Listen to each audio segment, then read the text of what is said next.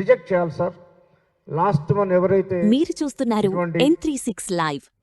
తెలంగాణ ప్రభుత్వ డిగ్రీ కళాశాలల్లో seniority, service rules, UGC నిబంధనల అమలులో తీవ్ర అన్యాయాలు జరుగుతున్నాయని qualified government degree lecturers association QGDLA ఆరోపించింది. గత 2 దశాబ్దాలుగా కొనసాగుతున్న ఈ సమస్యలపై సంఘం తీవ్ర ఆందోళన వ్యక్తం చేస్తూ ప్రభుత్వం వెంటనే జోక్యం చేసుకుని న్యాయం చెయ్యాలని డిమాండ్ చేసింది. ఈ మేరకు అసోసియేషన్ ప్రతినిధులు మీడియా సమావేశం నిర్వహించి తమ డిమాండ్లను వెల్లడించారు. ఈ మీడియా సమావేశంలో అసోసియేషన్ అధ్యక్షుడు డాక్టర్ టిఎస్ ప్రవీణ్ కుమార్ ఏమి మాట్లాడారో ఇప్పుడు ప్రత్యక్ష ప్రసారంలో చూద్దాం. విద్యాశాఖ మరి ఇన్ని జరుగుతూ ఉంటే మరి వారి దృష్టికి తీసుకెళ్లాల్సిన అవసరము మీ చేతిలో ఉంది సార్. మేము ఇప్పటికీ 10 సార్లు ప్రయత్నం చేశాం ముఖ్యమంత్రి గారిని కలుద్దామని. ఇప్పటిదాకా మాకు అవకాశం దొరకలేదు. కనీసం మీ పత్రికా నిపుణుల ద్వారా కూడా మీరు రాసే దాని ద్వారా కూడా ముఖ్యమంత్రి గారు మమ్మల్ని పిలిచే పరిస్థితి రావాలి సార్. ఎందుకంటే మేము ఇంత చదువుకొని కూడా మా చదువు వృధా అయిపోతుంది. మేము ఈ క్వాలిఫికేషన్స్ కోసము గత 14 ఏళ్ళు పోరాటం చేస్తున్నాం సార్. ఫస్ట్గా క్వాలిఫికేషన్స్ ప్రకారం ప్రమోషన్ తెచ్చింది మేమే 2010లో. యూజీసీ స్కేల్స్ ఫస్ట్ మా ద్వారానే వచ్చాయి. నెక్స్ట్ ఫిట్మెంట్ ఫార్ములా మేమే తీసుకొచ్చాం సార్. జూనియర్ కాలేజ్ స్కేల్ను డిగ్రీగా ఇట్లా మారవాలి యూజీసీకి మా ద్వారానే వచ్చేది. గతంలో కూడా ఉండే, కానీ మేము వచ్చినప్పుడు చాలా బలమైన ఫిట్మెంట్ వచ్చేది. డెసిగ్నేషన్ మేమే తెచ్చాం సార్. అసిస్టెంట్ ప్రొఫెసర్, అసోసియేట్, ఇప్పుడు ప్రొఫెసర్ వచ్చేది. కానీ బేసిక్ ఏమో దాని పునాది మా పోరాటం. సో ఈ పోరాటాన్ని గమనించి గుర్తించి ప్రభుత్వం మాకు సహకరించేది. కానీ ప్రమోషన్ల విషయంలో మాత్రం మాకు అడ్డుపడి నిజమైన పబ్లిక్ సర్వీస్ కమిషన్ వాళ్ళకు ప్రమోషన్స్ రాకుండా పోతున్నాయి. మీరు ముఖ్యంగా రాయాల్సింది, మేమంతా పబ్లిక్ సర్వీస్ కమిషన్ క్యాండిడేట్స్, మమ్మల్ని పక్క పెట్టేసి జడ్పీ స్కూల్ టీచర్లకు ఇస్తున్నారు. వాళ్ళ ప్రమోషన్ ఛానలే లేదు. టేకన్ ఓవర్ వాళ్ళకి ఇస్తున్నారు. టేకన్ ఓవర్ కాలేజెస్ వాళ్ళు మా దాంట్లోకి వచ్చి వాళ్ళు ప్రిన్సిపల్ అవుతున్నారు. ఎయిడెడ్ కాలేజెస్ వాళ్ళకి ఇస్తున్నారు. కానీ క్వాలిఫికేషన్ ఉన్న వాళ్ళకి మాత్రము క్వాలిఫికేషన్ ఉంటే సరిపోదు అంటున్నారు సార్. మరి పోస్టుకు క్వాలిఫికేషన్ లేకుండా పోస్టే లేదు. సో లేని దాన్ని వాళ్ళు ఏమంటున్నారు, క్వాలిఫికేషన్తో మాకు సంబంధం లేదు అంటున్నారు అనే స్థాయికి పోయేసి లేని వాళ్ళని తీసుకుంటున్నారు తప్ప ఉన్న వాళ్ళని ప్రతిరోజు అనగదొక్కుతున్నారు.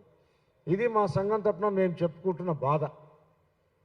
ఇది కంపల్సరీ, ఇది మీరు పత్రికాముఖంగా దీనికి సరైన విమర్శనాత్మకంగా ఉండాలి, ఖండన చేయాలి.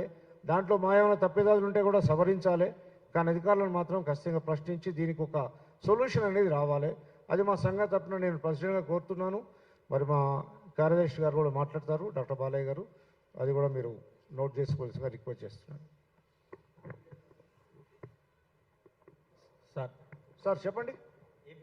I'm doctor Praveen Kumar, president of QGDLA sir. నేను ఇంకోటి కోర్టులో కూడా నేనే వాదిస్తాను. నేను కేసులు గెలిచాను. కోర్టు డైరెక్షన్ ఇచ్చా చేయట్లేదు sir.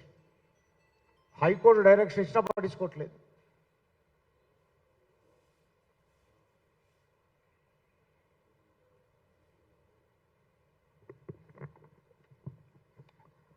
Qualified government degree lecturers association Telangana state general secretary.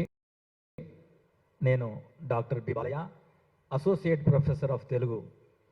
మా అధ్యక్షులు టిఎస్ ప్రవీణ్ కుమార్ గారు, associate professor of English. Sir, degree college వ్యవస్థకు సంబంధించినటువంటి విషయాలన్నింటినీ కూడా చాలా క్షుణ్ణంగా చెప్పారు. ఇప్పుడు నేను కొంచెం డీటెయిల్గా వాటినే కొంచెం మళ్ళీ ఒకసారి చెప్తాను.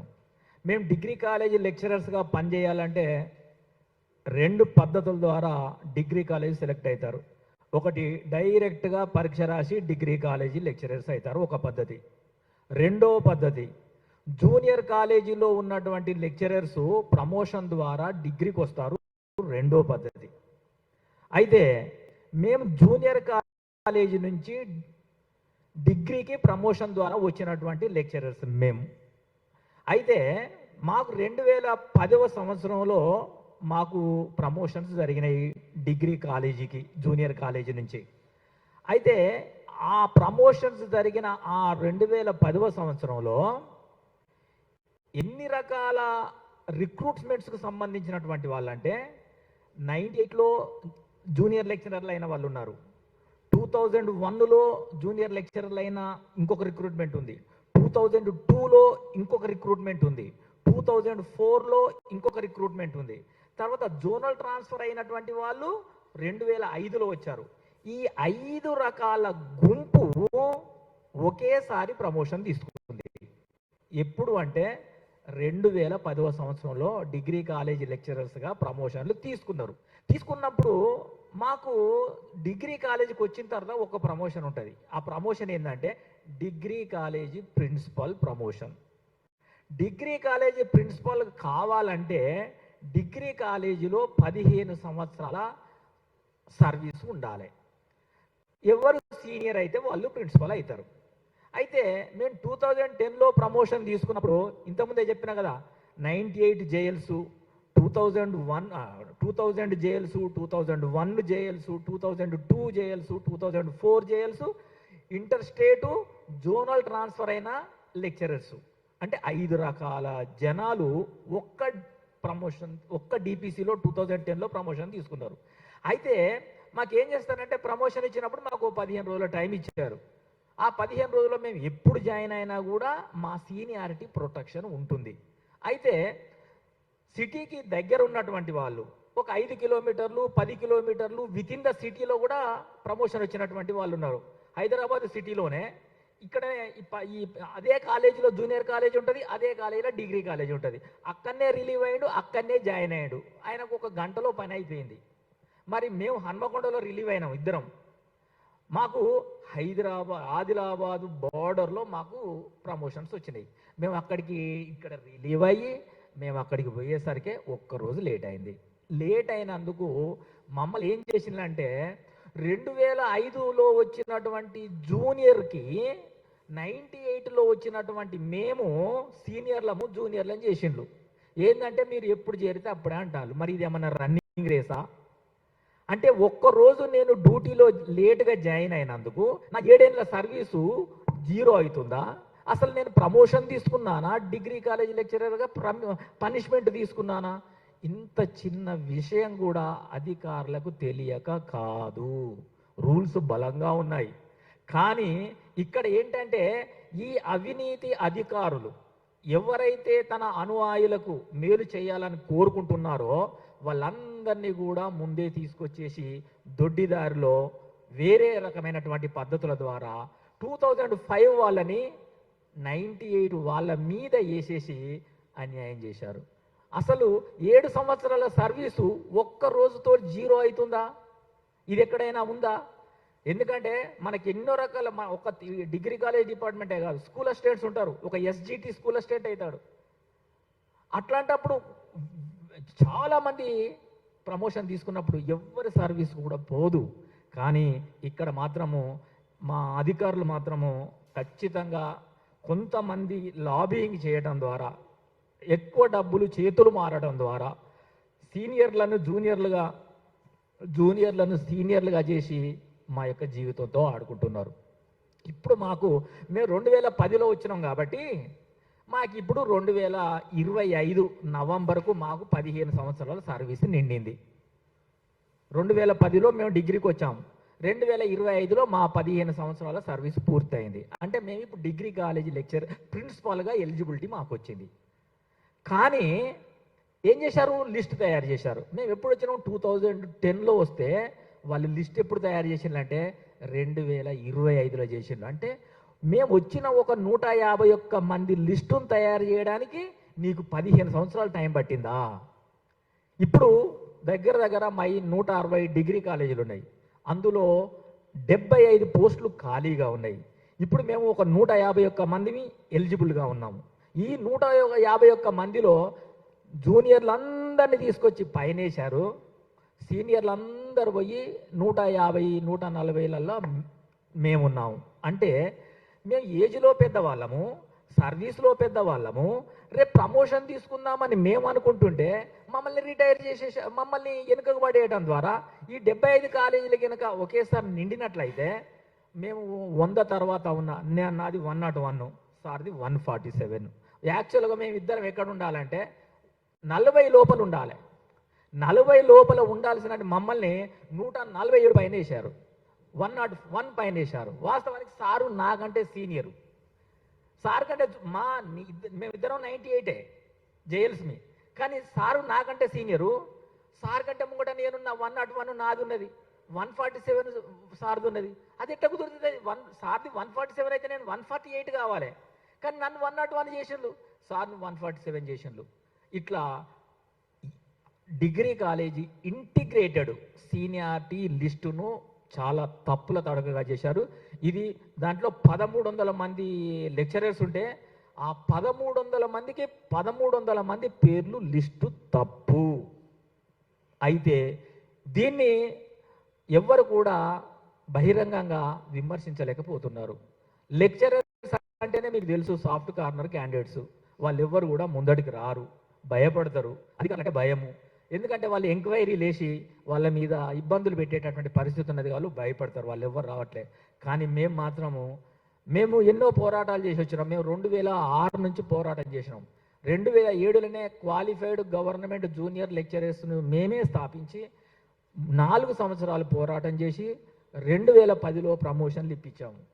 ఇక వ్యవస్థ సవ్యంగా జరుగుతుంది అనుకునేటటువంటి క్రమంలో మళ్ళీ వాళ్ళు రెచ్చిపోయి డిగ్రీ కాలేజీ అధ్యాపకులు గురువులతో జీవితాలతో ఆడుకుంటున్నారు కమిషనరేట్లు పనిచేసేటటువంటి ఉన్నతాధికారులు. సో ఇప్పుడు మాకు 2025లో ప్రిన్సిపాల్ కావడానికి ఎలిజిబిలిటీ వచ్చింది. మేము అయిదామని అనుకునేసరికి మా జూనియర్లు మొత్తం పోయి మాకు సీనియర్లు అయ్యారు. ఇది ఒక ప్రాబ్లం. సరే, అయితే ఈ ఏ లిస్ట్ అయితే ఉందో ఇప్పుడు నాది 101, సార్ది 147 సార్ది. కానీ విచిత్రంగా 288 ఉన్న నెంబర్ క్యాండిడేటు 2023 సంవత్సరంలోనే ప్రిన్సిపాల్ అయ్యిండు.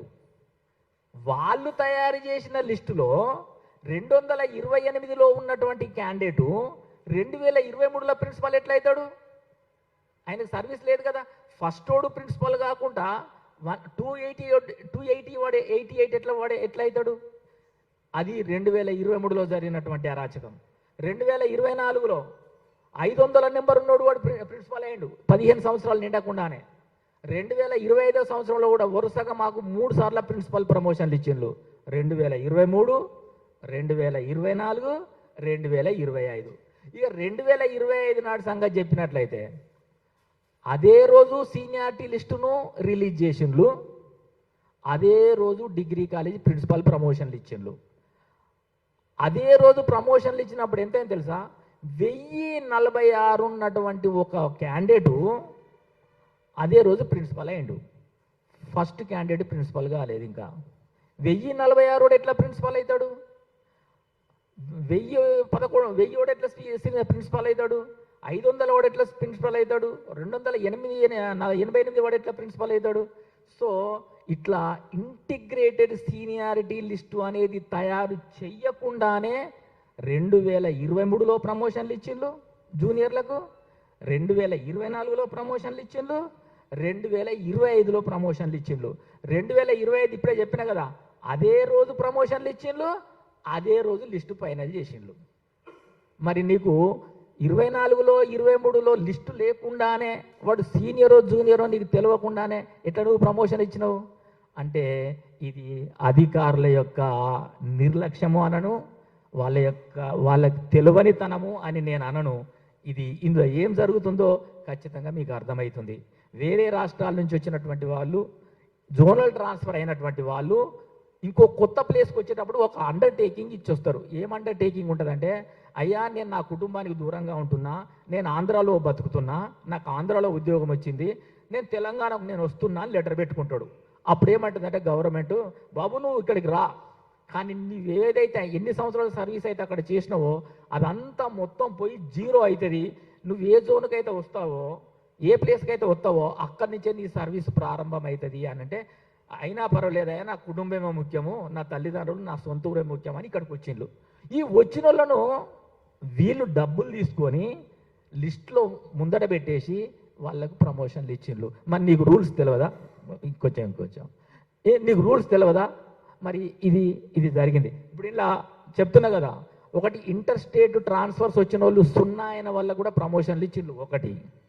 రెండవది మాకు జూనియర్ కాలేజీలో కూడా 2 రకాల ప్రమోషన్స్ ఉంటాయి. ఒకటి డైరెక్ట్ రిక్రూట్మెంటు, స్కూల్ అసిస్టెంట్ నుంచి ప్రమోషన్గా జూనియర్ కాలేజీకి వస్తారు. 98లో మాకు మేము డైరెక్ట్ రిక్రూటేషన్ జూనియర్ లెక్చరర్స్గా స్కూల్ నుంచి ప్రమోషన్ మీద వచ్చారు. స్కూల్ ఎడ్యుకేషన్ నుంచి వాళ్ళు 2 రకాలు ఉంటారు.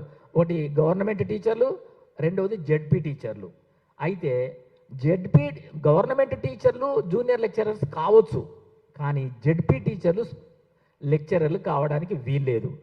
ఈ ఉమ్మడి సర్వీస్ నిబంధనలు కోర్టులో ఉన్నందువల్ల ఈ జెడ్పీ టీచర్లు మీరు జూనియర్ లెక్చరర్స్గా పనికిరారు, మీరు వెనక్కిపోండి అని సుప్రీంకోర్టు ఆర్డర్ ఇచ్చింది. అయితే వీళ్ళు కొంచెం స్టే తెచ్చుకొని అక్కడ ఉన్నారు. అయితే వీళ్ళకు డిగ్రీ కాలేజీకి ప్రమోషన్ ఇవ్వద్దు. ఎవరైతే జెడ్పీ టీచర్లు ఉన్నారో జెడ్పీ టీచర్లను అక్కడనే జూనియర్ కాలేజీలో ఉంచాలి. జూనియర్ కాలేజీకి ప్రిన్సిపల్ని చేయొద్దు, డిగ్రీ కాలేజీకి లెక్చరర్స్గా ప్రమోషన్ మీద పంపొద్దు. ఇది లెక్క. కానీ మనోళ్ళు ఏం చేసిందంటే ఇంకా వాళ్ళ దగ్గర డబ్బులు తీసుకోవడం, డిగ్రీ కాలేజీకి తెచ్చిండ్రు. డిగ్రీ కాలేజీకి తెచ్చేసి వాళ్ళను ఏకంగా ప్రిన్సిపల్, ఒక జెడ్పీ వాడు జూనియర్ కాలేజీకి పనికిరానటువంటి వాడిని డిగ్రీ కాలేజీకి తీసుకొచ్చి డిగ్రీ కాలేజీలో వానికి పూర్వపు సర్వీస్ అంతా కల్పించి వాడిని మాకంటే ముందుగాల ప్రిన్సిపల్ని చేసిండ్రు. సో ఈ రకమైనటువంటి మళ్ళీ తర్వాత మేము ఇన్ని న్యాయంగా ఇంత నిబద్ధతతో ఇంత కరెక్ట్గా మేము అంతా సర్వీస్ చేసి ముంగడకపోతే మాకు ఏవేవో రూల్స్ చెప్పేసేసి మా గొంతు నొక్కుతున్నారు. కానీ ఎవడైతే తప్పుడు ప్రకారం వస్తున్నాడో ఆ తప్పుడుగా వచ్చినటువంటి వాళ్ళని మాత్రం బ్రహ్మాండంగా వాళ్ళకు స్వాగతం పలికి వాళ్ళందరినీ కూర్చుండబెట్టి ఒక రేటు మాట్లాడుకొని ఓ పద్ధతి ప్రకారము రూల్స్ అన్నిటిని వక్రీకరించి ఈ 23, 24, 25 సంవత్సరాలలో అర్హత లేనటువంటి వాళ్ళందరికీ ప్రమోషన్లు ఇచ్చిండ్రు. ఒకటి మా పొజిషన్ వచ్చేసరికి సరే ఇప్పుడైనా మాకు వస్తుందని మేము అనుకుంటే మా జూనియర్లందరినీ తీసుకొచ్చి మా నెత్తి మీద పెట్టేసి వాళ్ళకు ప్రమోషన్స్ ఇస్తున్నారు. సో 4 రకాల అధికారుల నిర్లక్ష్యము, 4 సంవత్సరాల మోసము. మేము చిన్నప్పటి నుంచి చదువుకున్న చదువుకు ఉద్యోగాలకు విలువ లేకుండా చేసినటువంటి ఈ ఉన్నతాధికారుల యొక్క నిర్లక్ష్యం అనే దానికంటే కూడా వాళ్ళ యొక్క అధికార దాహము, వాళ్ళ యొక్క అవినీతి ఇక్కడ డిగ్రీ కాలేజీ వ్యవస్థను మొత్తాన్ని కూడా నాశనం చేసింది. సో ఇక్కడ ఒక సంఘ నాయకుడు ఈ అధికారులకు మధ్యలో బ్రోకరిజం చేస్తూ అతడే పరోక్షంగా కమిషనరేట్ను శాసిస్తున్నాడు. సో అలా శాసించేటటువంటి వ్యక్తికి అధికారులు దాసోహంగా మారి ఆయన ఏవి తీసుకొచ్చి వాళ్ళు ఇస్తే అవే చేస్తున్నాడు. ఇంకా ఏం చేస్తున్నాడంటే ఎవరికి కొంతమందికి ఏమి ఇవ్వద్దో కూడా ఆయనే నిర్ణయిస్తున్నాడు, ఏమి ఇవ్వాలో కూడా ఆయనే నిర్ణయిస్తున్నాడు. ఈ రకమైనటువంటి దౌర్జన్యము డిగ్రీ కాలేజ్ వ్యవస్థలో జరుగుతుంది. ఇప్పుడు రేపు ప్రిన్సిపల్ నోటిఫికేషన్ వేశారు, మా దగ్గర నుంచి అప్లికేషన్స్ తీసుకున్నారు, ఆ తప్పుడు క్యాండిడేట్లకే ప్రమోషన్స్ ఇస్తున్నారు. కాబట్టి మేము దీన్ని మొదటి నుంచి కూడా మేము ఖండించుకుంటూ వస్తున్నా కూడా మీరేం చేస్తారు, మేము గత 10 ఏళ్ళుగా మేము ఇటువంటివి చేస్తూనే ఉన్నాము, మీరేం చేస్తారో చేసుకోపోండి అనేటటువంటి ధోరణిలో వాళ్ళు పోతున్నారు. కాబట్టి మేము ఇప్పటికే 4-5 రిప్రజెంటేషన్స్ ఇచ్చాము. ప్రతి రిప్రజెంటేషన్లో మేము వాళ్ళని హెచ్చరించాము. ఇవాళ మేము ప్రెస్ మీట్ పెట్టాము. ఈరోజు ఉదయమే మేము కమిషనర్ గారికి, ప్రిన్సిపల్ సెక్రటరీ గారికి మేము ఆమరణ నిరాహార దీక్ష నోటీసును ఇచ్చాము. ఈరోజు నోటీస్ ఇచ్చాము. సో సత్వరమే డిగ్రీ కాలేజీ ప్రమోషన్లను సీనియారిటీ లిస్టును సరిచేసి సకాలంలో ప్రమోషన్లు ఇవ్వాలి అనేది మా యొక్క ప్రధానమైనటువంటి డిమాండ్. ఒకవేళ కనుక ఈ డిమాండ్ని కనుక వాళ్ళు పరిగణలోకి తీసుకోకుండా మేము పాత లిస్టు ప్రకారమే పోతాం, మేము తప్పులకే ప్రాధాన్యత ఇస్తాము అనేటటువంటి ధోరణిలో కనుక పోయినట్లయితే మేము వచ్చే 29వ తారీఖు నాడు ధర్నా చౌక్లో ఆమరణ నిరాహార దీక్ష చేస్తామని ఆల్రెడీ మేము ప్రిన్సిపల్ సెక్రటరీ యోగితారాణా గారికి, దేవసేన IAS కమిషనర్ ఆఫ్ కలియేడ్ గారికి ఇద్దరికి కూడా నోటీసులు ఇచ్చొచ్చాము. ఇంతకుముందే పోలీస్ కమిషనర్ గారిని కూడా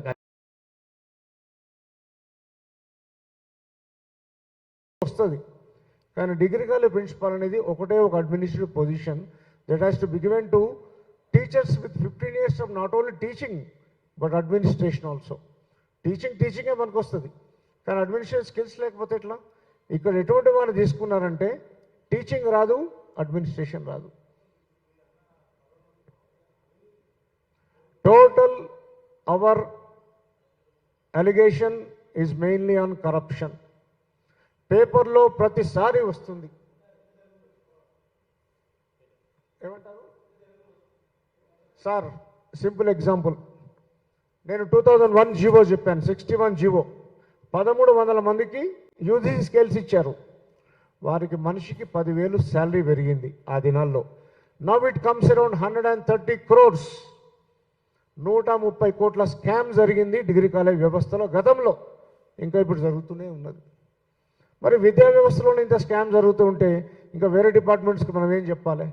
ఇది ఒక ఆదర్శవంతమైన డిపార్ట్మెంట్ ఇది. దీంట్లోనే అధికారులు ఈ విధంగా ఉంటే మనం వచ్చే సమాజానికి ఏం చెప్పబోతున్నాం?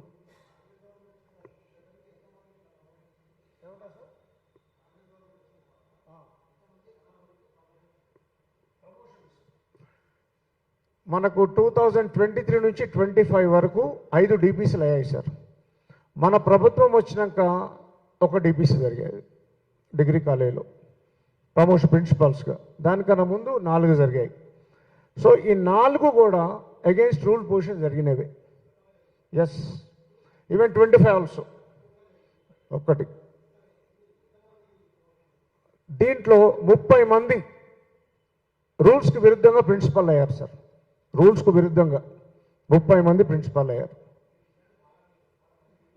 ఎస్,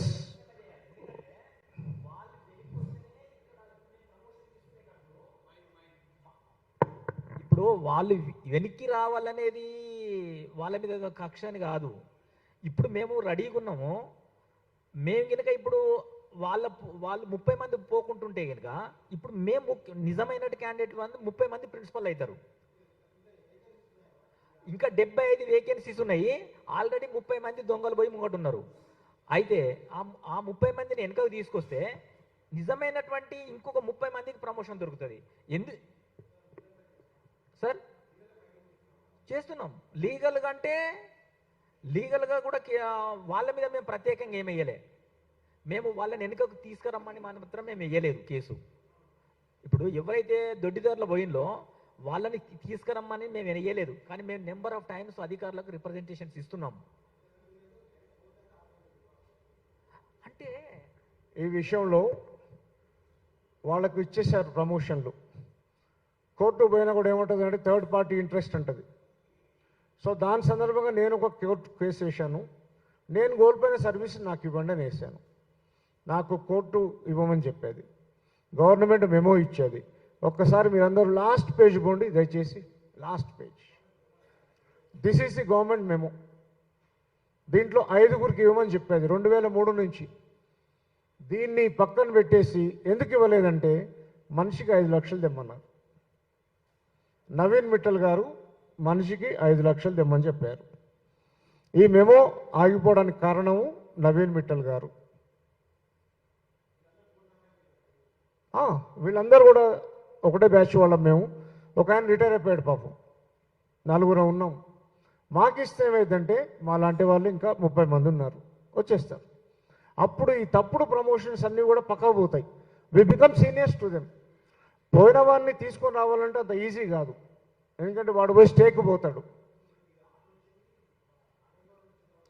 బిఫోర్ 2022 3 డిపార్ట్మెంట్స్ పర్మిషన్తో వచ్చేది ఇది.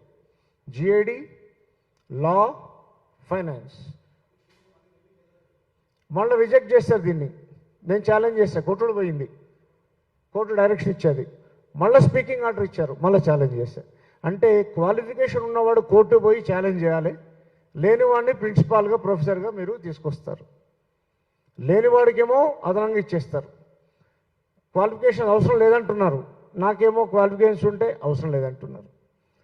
దాంట్లో రాస్తున్నారు, having qualification does not attract any right to the post and position. If వాళ్ళకి ఏంటంటే ఇది నార్మల్ కాన్సెప్ట్ సార్, ఇది స్టేట్మెంటు. క్వాలిఫికేషన్ ఉంటే సరిపోదు అనేది నార్మల్ స్టేట్మెంటు. కానీ డిగ్రీ కాలేజ్ పోస్టుకు క్వాలిఫికేషన్ లేకుండా అపాయింట్మెంట్ లేదు, ప్రమోషన్ లేదు.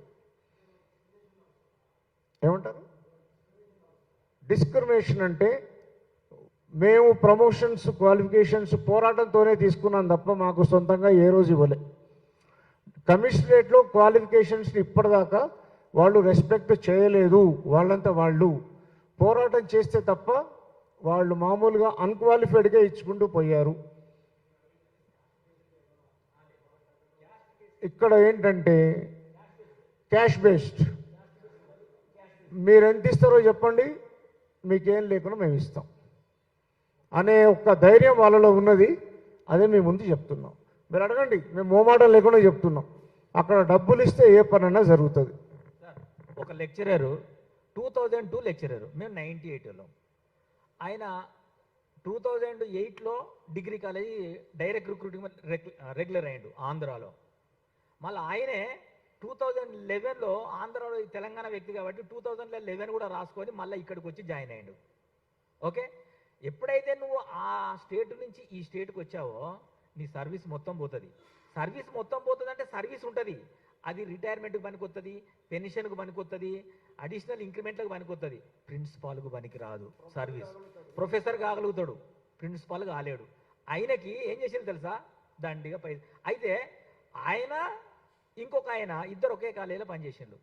చేసినప్పుడు ఆ ప్రిన్సిపాల్లో కొరత ఉన్నది, ఎందుకంటే 15 సంవత్సరాలు నిండినటువంటి వాళ్ళు డిగ్రీ కాలేజీ వ్యవస్థలో కొన్ని సంవత్సరాలుగా లేరు. అందుకోసం అన్ని కాలేజీలలో ఎఫ్ఏసీ ప్రిన్సిపల్ అని నడుపుతాను. ఆ కాలేజీలో ఇప్పుడు నేను చెప్పిన క్యాండిడేటు ఎఫ్ఏసీకే పనికిరానటువంటి వాడు ఏకంగా ఇప్పుడు 2023లో ప్రిన్సిపల్ అయ్యిండు. ఎట్లా అయ్యిండు? ఎఫ్ఏసీకే పనికిరానటువంటి వాడు ప్రిన్సిపల్ ఎట్లా అయ్యిండు? ఆయన 2026లో ఆయనకు 15 సంవత్సరాలు నిండుతుంది, కానీ 2023లో ప్రమోషన్ ఇచ్చిండ్రు. ఆయనను బెస్ట్ ప్రిన్సిపాల్ని చేసిండ్రు. ఆయనకు జూనియర్ కాలేజీలో సర్వీస్ మాకు కలిపి మాకు ఒక ఫిట్మెంట్ చేస్తారు, ఆయనకు ఆ ఫిట్మెంట్ ఇచ్చిండ్రు. ఆయనకు రికనింగ్ ఆఫ్ ద సర్వీస్ ఇచ్చిండ్రు. ఒక్క వ్యక్తికి గిన్నె వస్తున్నాయి. ఎందుకు వస్తున్నాయి? క్యాస్ట్ బేస్ కాదు, క్యాష్ బేసే. ఒక వ్యక్తి ఇన్ని సాధించిండంటే ఆ వ్యక్తికి ఇంగ్లీష్ ప్రొఫెసరు గట్టిగా 2 నిమిషాలు మాట్లాడమంటే 1 నిమిషం తర్వాత ఒక్క ఇంగ్లీష్ పదం కూడా రాదు. ఆయన ఇన్ని సాధించిండంటే మరి ఇవన్నీ మేము ఏ రకంగా అనుకోవాలి? మీరే ఆలోచించండి. అసలుకే ఎలిజిబిలిటీ లేని 2026లో ఎలిజిబిలిటీ వచ్చేటటువంటి క్యాండిడేట్ 2023లో ప్రిన్సిపాల్ అయ్యిండు, బెస్ట్ ప్రిన్సిపాల్ అయ్యిండు. ఆయనకు ఫిట్మెంట్ వచ్చింది, ఆయనకు రికనింగ్ వచ్చింది, ఆయనకు రాందంటూ లేదు. మరి ఆయన కంటే ఉద్దండ పిద్దండ ఉన్నారు, కానీ వాళ్ళకి ఎవరికి అవార్డ్స్ రావట్లే, ఈయనకు మాత్రం పిలిచి ఇస్తాను. అంటే అధికారులకి ఈయనకి ఒక నమ్మకమైనటువంటి భాగస్వామ్యం ఉన్నది కాబట్టి ఇవన్నీ సాగుతున్నాయి. ఇప్పుడు మీరు క్వశ్చన్స్ చేయొచ్చు ప్లీజ్.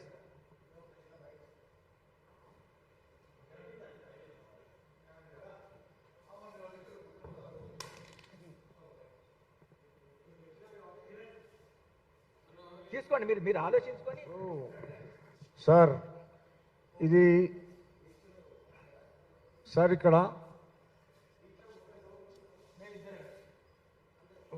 ఇప్పుడు టైమింగ్ దీక్షకు మాకు మా మెంబర్స్ మినిమం 100 వస్తారు. ఫస్ట్ అయితే మేము స్టార్ట్ చేస్తున్నాము. అంటే మా ఉద్దేశం ఏంటంటే కనీసము ఈ యొక్క ప్రెస్ మీట్ ద్వారా అయినా వాళ్ళలో కొద్దిగా మార్పు కలగాలి, జరిగేది అన్యాయం అనేది గ్రహించాలి. మేము దేనికన్నా అడిగి ఉన్నాం, కానీ అధికారులు అటువంటి పరిస్థితిలో ఉండడం అనేది కరెక్ట్ కాదు అనే ఉద్దేశం తప్ప